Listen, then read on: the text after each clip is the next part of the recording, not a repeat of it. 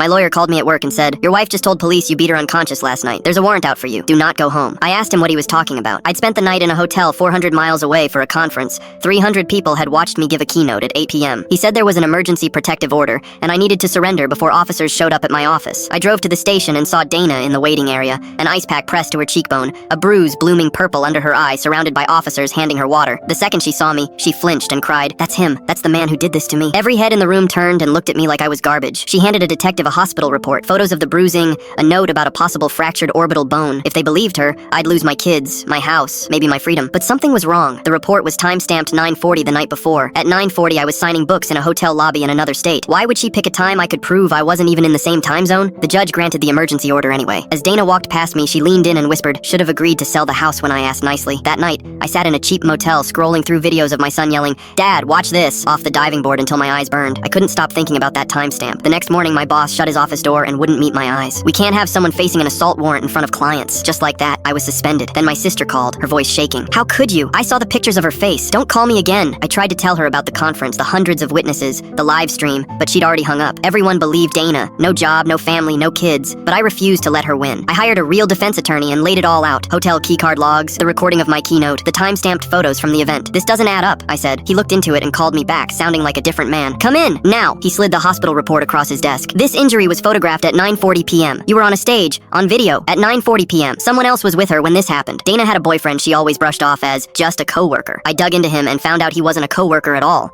He was an ER tech at the exact hospital that filed her report. My lawyer subpoenaed the badge records. The boyfriend had clocked in that night and personally logged her intake. Then my lawyer leaned forward. "There's more. She listed the house and both retirement accounts for sale the same week she filed the report. She was planning to cash out and take the kids overseas to her mother's." When I walked into the courtroom, Dana was surrounded by friends telling her how strong she was. She saw me and started crying on cue, but the moment they looked away, she smirked and mouthed, "They're mine now." My lawyer stood. The room went silent and I could hear my own heartbeat. "You testified the assault happened at 9:40. Can you explain why the defendant appears on a live broadcast 400 miles away at that exact minute?" Dana laughed. "The times are always off. Hospitals make mistakes." My lawyer held up the keycard logs, then called the boyfriend to the stand. He walked up like a man heading to the gallows. I noticed a wedding ring on his finger. "Your badge logged you into that ER the night of the report. You processed her intake yourself. Perjury is a felony." The boyfriend looked at Dana, begging. She mouthed, "Don't." He broke anyway. "She had me photograph her after she hit herself with the bathroom door. She said it was the only way to get the house and leave the country." Dana slammed the table. "Shut up." My lawyer stepped closer. "So who assaulted you, ma'am?" The room held its breath. "Nobody," the boyfriend whispered. "She did it to herself." Dana shot out of her chair so hard it crashed backward. "You're ruining everything."